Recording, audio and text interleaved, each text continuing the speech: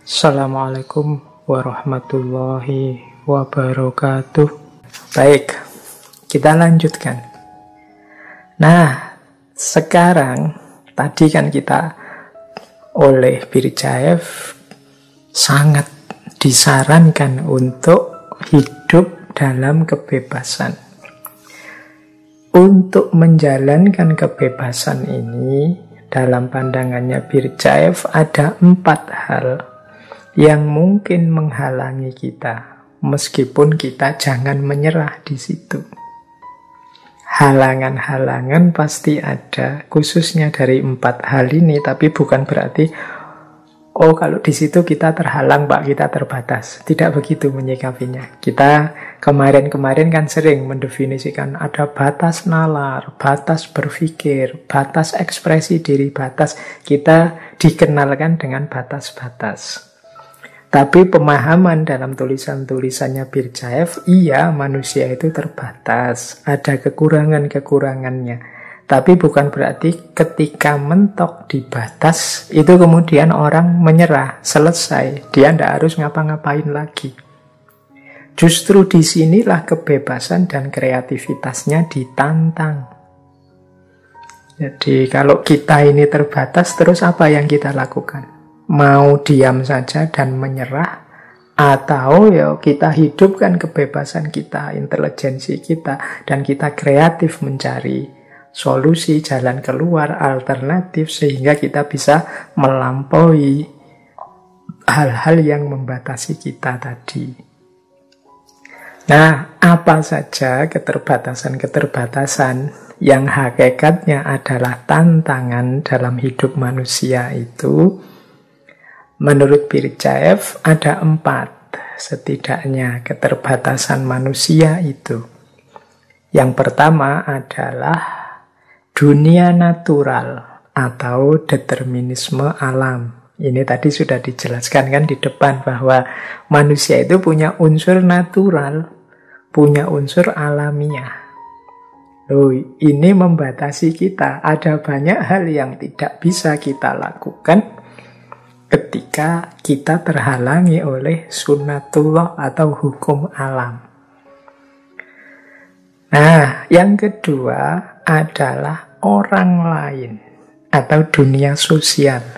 Ini di kalangan para filosof eksistensialis kan terkenal sekali bagaimana kebebasanku itu terbatasi karena hadirnya orang lain.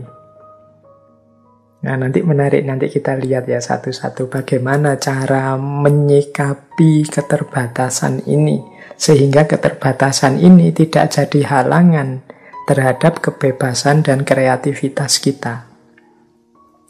Termasuk berhadapan dengan orang lain. Bahkan yang Paul Sartre yang dulu pernah kita bahas, tokoh eksistensialis selanjutnya, itu kan dia sampai bilang manusia itu neraka bagiku, hell to other people. Orang lain itu neraka bagiku. Mengapa? Aku tidak bebas mengekspresikan diriku karena ada orang lain. Orang lain membatasi, menghalangi diriku. Sehingga kata Sartre orang lain itu neraka memang. Nah, ini yang kedua. Yang ketiga kata Birjaev, peradaban. Jadi peradaban itu ya situasi hidup kita hari ini. Ini juga sering membatasi kita. Ya contoh mudah ya peradaban itu. Hari ini misalnya kita kan sering menyebutnya peradaban digital. Orang tidak mungkin menghindar dari situasi digital. Hari ini kalau ada orang, Pak, saya anti dengan HP, saya anti dengan laptop, anti dengan internet, dan lain sebagainya, akan ketemu banyak sekali kesulitan-kesulitan. Kenapa? Karena digitalisasi hidup ini sudah jadi fenomena peradaban. Sudah global di seluruh dunia. Mekanisme-mekanisme hidup kita banyak tergantung pada peradaban. Pada hal-hal yang digital dalam peradaban digital kita ini. Nah, ini juga sesuatu yang membatasi kebebasan kita. Nanti kita jelaskan lagi lebih jauh satu-satu.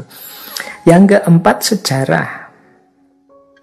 Ya tentu saja kita makhluk yang historis. Manusia itu anak sejarahnya sendiri. Cara kita berpikir, cara kita bertindak, berperilaku, bersikap itu ya dilahirkan oleh sejarah. Hidup kita ini di dalam sejarah, dibentuk oleh sejarah yang pada akhirnya akan lahir sejarah baru. Nah, sejarah ini aspek waktunya, kalau peradaban aspek ruangnya, kalau orang lain ini sesama manusia dan dunia natural atau alam ini sesuatu yang di luar manusia. Ada aturan, ada hukum, alam, dan lain sebagainya. Ayo kita lihat satu-satu ya. Yang pertama, kalau tentang yang natural tadi, dunia alam, ya mau tidak mau kita harus menerimanya, meskipun manusia dengan akal budinya bisa mensiasati, bisa mengambil pelajaran, bisa merumuskan teknik-teknik untuk menyikapi dunia natural. Ya contoh dari saya yang mudah tadi kan, manusia normal, biasa, tanpa dimodifikasi apa-apa, ya tidak bisa dia jalan di atas awan, tidak bisa dia menyelam di dalam air selama berhari-hari, berminggu-minggu. Tapi dengan akal budi, kebebasan, dan kreativitasnya, dia bisa bikin teknologi kapal selam, bisa bikin teknologi pesawat terbang, dan lain sebagainya. Harusnya sih, kalau manusia itu terpisah oleh jarak, ya dia tidak bisa berkomunikasi tanpa alat, tanpa apapun. Tapi dengan kreativitasnya, manusia bisa mengatasi jarak ruang. Bahkan bisa mengatasi ketidakmungkinan bertemu, misalnya lewat Zoom, lewat kajian semacam ini kan kecanggihan manusia.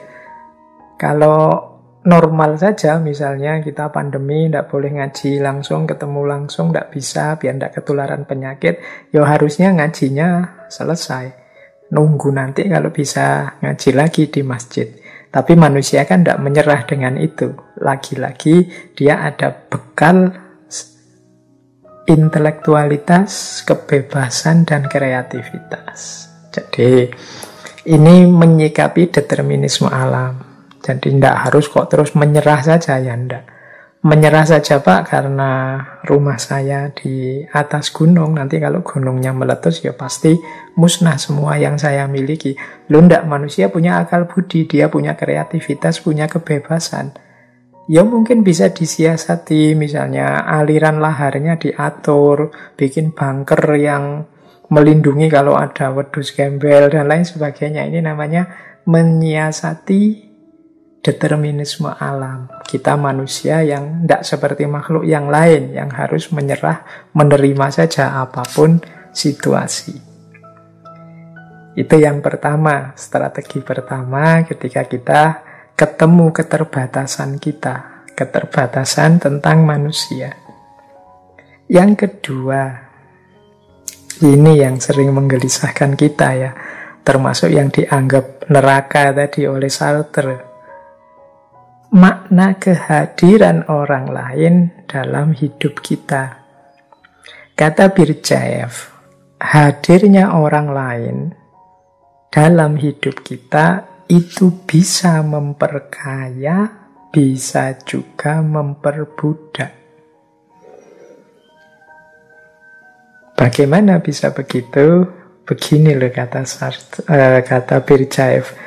Hadirnya orang lain itu bisa memperkaya kalau kita sadar bahwa kita itu pertama-tama adalah makhluk spiritual, bukan makhluk sosial. Jadi kuncinya nanti di sini. Makhluk spiritual berarti yang pertama-tama dituntut dalam hidup kita itu adalah bagaimana kita menjadi diri kita sendiri. Bagaimana kita mengungkapkan, mengekspresikan apa yang kita inginkan. Orang lain nanti juga begitu, mengekspresikan apa yang diinginkannya. Kita bersama-sama mengungkapkan, mengekspresikan apa yang kita inginkan. Dari situlah nanti corak masyarakat kita terbentuk. Jadi dalam pandangannya Birjaev, bukan manusia adalah bagian dari masyarakat, tapi masyarakat itu bagian dari manusia. Mudahnya begini, di antara pertimbangan-pertimbangan saat kita bebas kreatif memutuskan sesuatu, itu orang lain atau masyarakat. Tapi keputusan, pilihan itu sepenuhnya ada di tangan kita sebagai pribadi. Berarti apa? Masyarakat itu bagian dari pertimbangan-pertimbangan keputusan kita. Keputusannya sendiri kita yang mengambil, kita yang memutuskan. Iya sih, hari ini trennya begini. Hari ini masyarakat itu cara berpikirnya begini. Dan lain sebagainya. Itu kan kita berhadapan dengan masyarakat kan selalu begitu. Tapi aku akan ikut arus atau melawan arus atau apa pilihan hidupku yang ingin aku wujudkan itu sepenuhnya keputusanku sendiri. Inilah namanya orang yang sadar hakikat dirinya adalah makhluk spiritual, bukan makhluk sosial. Orang yang sadar hakikat dirinya makhluk sosial itu orang yang mendahulukan kepentingan sosial dibandingkan aspirasi pribadinya. Ini situasi seperti ini banyak kita bahas bulan-bulan lalu. Misalnya ketika kita membahas tentang people pleaser. Banyak di antara kita yang hanya ingin menyenangkan masyarakat, hanya ingin mengikuti situasi atau norma di tengah masyarakat, tapi mengorbankan jati diri kita. Ini lebih kuat kesadaran sebagai makhluk sosial. Maunya Birjaev tidak begitu. Harus lebih kuat kesadaran kita sebagai makhluk spiritual. Bahwa kita bagian dari masyarakat, membacanya adalah masyarakat bagian dari kita, bukan kita yang menjadi bagian dari masyarakat. Karena kalau membacanya kita bagian dari masyarakat, berarti apa saja yang terjadi di tengah masyarakat harus kita ikuti. Ya tentu saja akhirnya kita jadi manusia yang tidak eksis. Dunia sosial kita mungkin eksis, masyarakat kita mungkin eksis, kita sendiri yang tidak eksis. Kita sebagai pribadi tidak kelihatan, yang kelihatan masyarakat kita. Nah ini yang menurut Birjaev harusnya tidak kita lakukan. Kita itu harus kuat di aspek pribadi kita. Sebagai aku, bukan sebagai kami. Aku yang lain, yang di luar diriku, yaitu mungkin pertimbangan saja. Tapi keputusan apapun yang aku ambil itu keinginanku, suara hatiku, aspirasiku. Inilah cara memposisikan orang lain dalam pandangannya Birjaev ya. Karena dia memang filosof eksistensialis, fokusnya pada pribadi manusia yang menjadi dirinya sendiri. Orang lain berarti harusnya tidak menghalangi ekspresi diri. Jangan sampai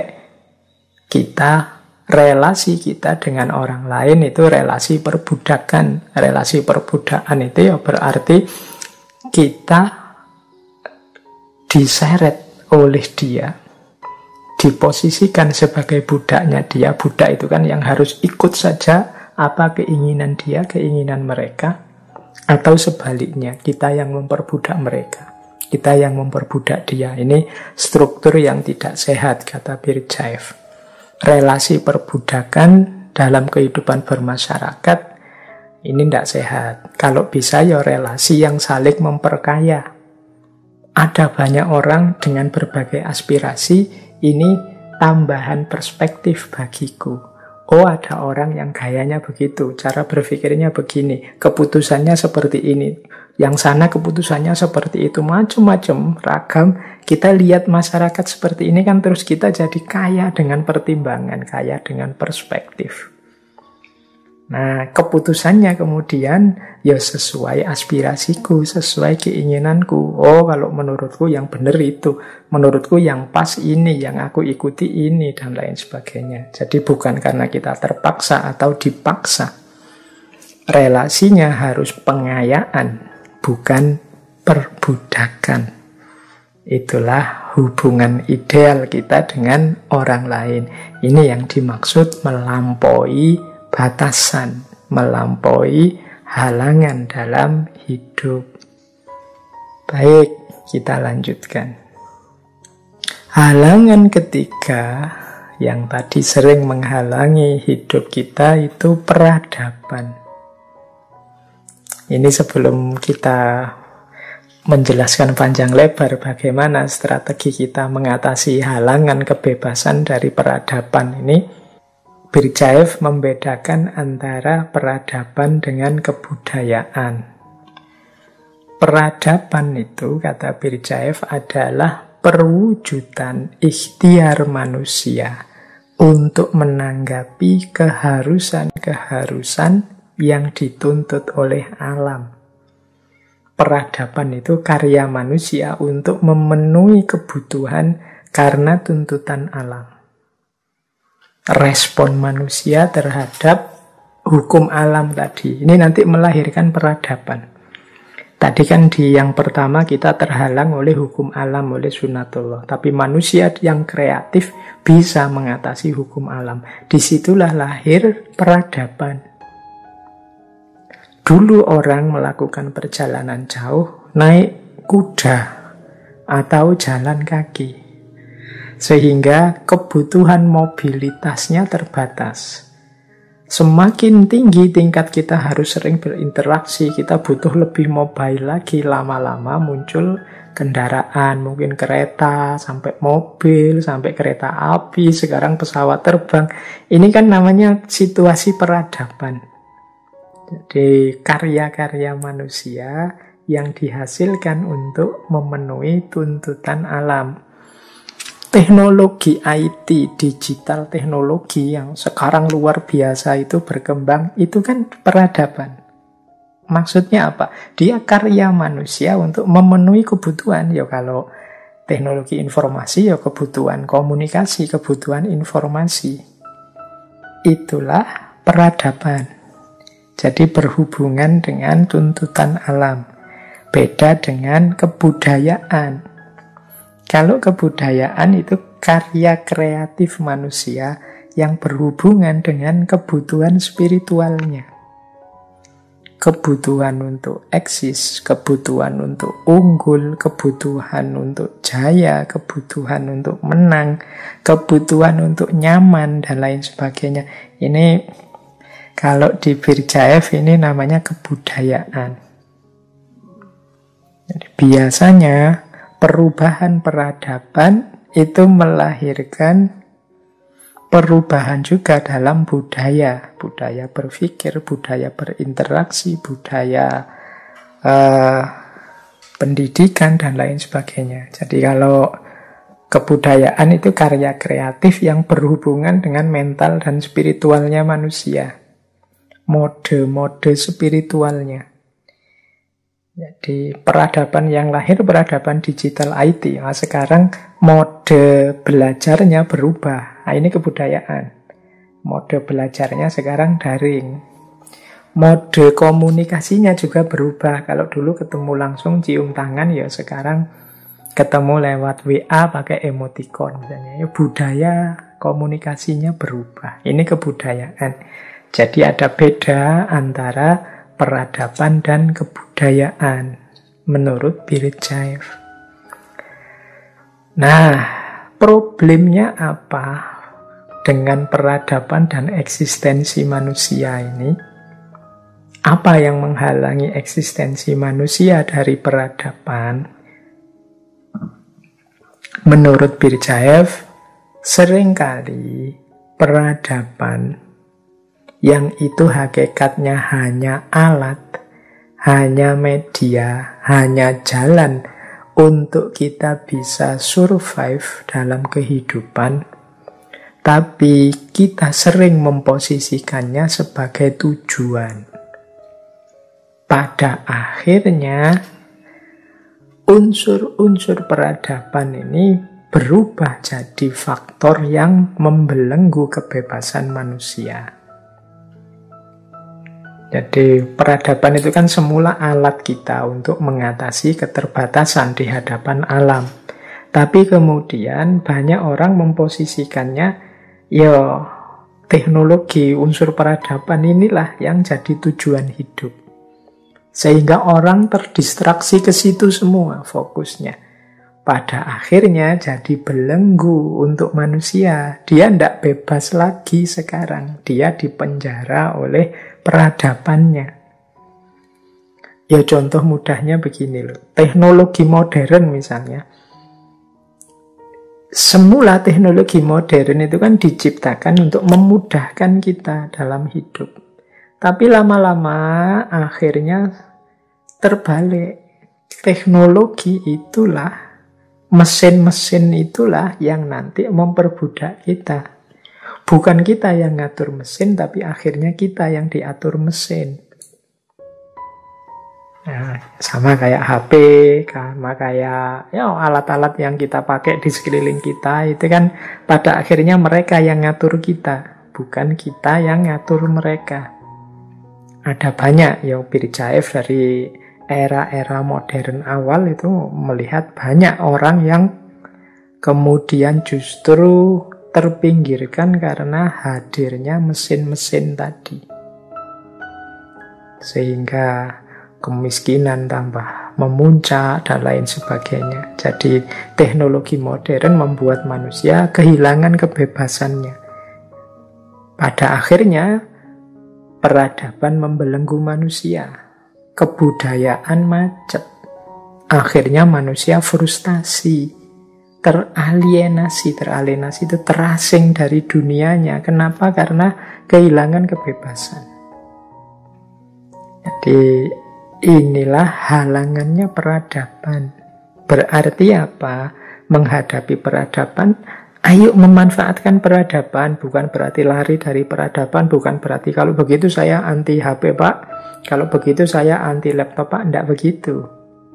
Tapi jadikan yang alat sebagai alat, yang tujuan sebagai tujuan. Teknologi itu ciptaan kita, maka kita yang mengendalikan dengan dasar kebebasan hidup. Kita yang mengontrol sesuai prinsip hidup kita yang bebas dan kreatif tadi. Jangan dibalik, kita yang dikontrol mesin, kita yang disetir oleh alat. Jadi kalau kita mampu berlaku seperti ini, ya peradaban tidak akan menghalangi kreativitas dan kebebasan kita.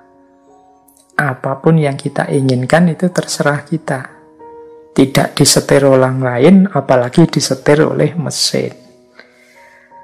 Kalau mesinnya tidak cocok, ya kita sesuaikan. Mesinnya, bukan kitanya. Itu namanya kita memposisikan alat sebagai alat. Bukan alat sebagai tujuan yang membelenggu kita.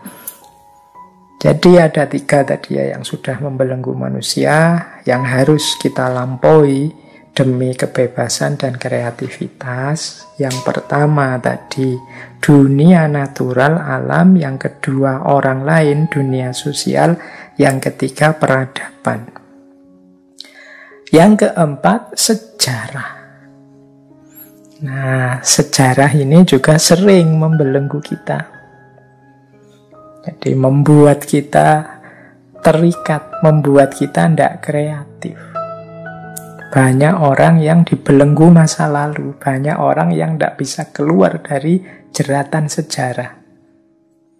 Ada banyak pandangan yang bilang ya manusia itu produknya sejarah. Tapi Birjaev punya pandangan sebaliknya. Terbalik. Bukan manusia itu produknya sejarah, tapi sejarah itu dibuat oleh manusia. It is man that make history. And that's to be supposed that he make history from himself. Manusialah yang membuat sejarah. Berarti dialah yang menciptakan sejarah sesuai dengan dirinya sendiri, keinginannya sendiri. Maka sejarah masa lalu mungkin mempengaruhi hidup kita. Tapi bukan berarti kita sama sekali ditelan oleh sejarah. Wong, sejarah itu kita yang menciptakan. Berarti apa? Kita terima sejarah yang sudah terjadi, tapi bukan berarti kita dibelenggu oleh peristiwa yang sudah terjadi itu. Karena kalau kita dibelenggu oleh sejarah, kita kehilangan kebebasan kreativitas kita. Wong, semula sejarah itu ciptaan kita sendiri. Berarti apa? Ayo kita ciptakan sejarah versi kita sesuai keinginan kita. Sejarah lama ya oke saja buat pelajaran, buat pertimbangan. Seandainya jelek tidak usah diulang lagi di sejarah yang baru yang kita ciptakan. Mungkin di beberapa sesi sering saya ilustrasikan ya, memahami sejarah itu ya seperti kita naik mobil atau naik motor. Sejarah itu kecil saja porsinya, dia hanya spionnya saja. Kaca spion itu kan cuma kecil di kiri kanan kita untuk kita melihat yang di belakang kita yang sudah terjadi. Sekali-sekali kita lirik biar kita tidak ditabrak dari belakang. Tapi kan pandangan utama kita tetap ke depan, bukan nonton spion terus. Kalau kita nonton spion terus, ke depannya bisa nabrak. Maka jangan ditelan oleh sejarah, jangan menyerah karena sejarah itu kita sendiri yang menciptakannya. Mari menciptakan sejarah sesuai keinginan kita, sesuai versi kita. Kata Birjaev, every single human soul has more meaning and value than the whole of history. Jadi setiap jiwa manusia itu punya makna yang lebih, punya nilai yang lebih dibandingkan keseluruhan sejarah. Kitalah pencipta sejarah, kitalah yang membentuk sejarah. Maka jangan mau dibelenggu oleh sejarah masa lalu. Ketika kita terbelenggu berarti kita ditelan oleh sejarah dan kehilangan kedirian kita, kehilangan kebebasan dan kreativitas kita. Sejarah jangan jadi halangan untuk maju. Sejarah itu pelajaran untuk kita bisa membangun lagi sejarah baru yang lebih berkualitas menurut kita, sesuai aspirasi dan keinginan kita. Oke, untuk malam hari ini saya cukupkan sekian dulu. Mohon maaf kalau ada yang kurang berkenan, mungkin 1-2 kekurangan apa, mohon dimaklumi. Kalau ada kekhilafan, kealpaan yang teman-teman ngerti benernya seperti apa, ya silahkan disampaikan. Kurang lebihnya mohon maaf. Wallahul muwaffiq. Wallahu a'lam bissawab. Wassalamualaikum warahmatullahi wabarakatuh.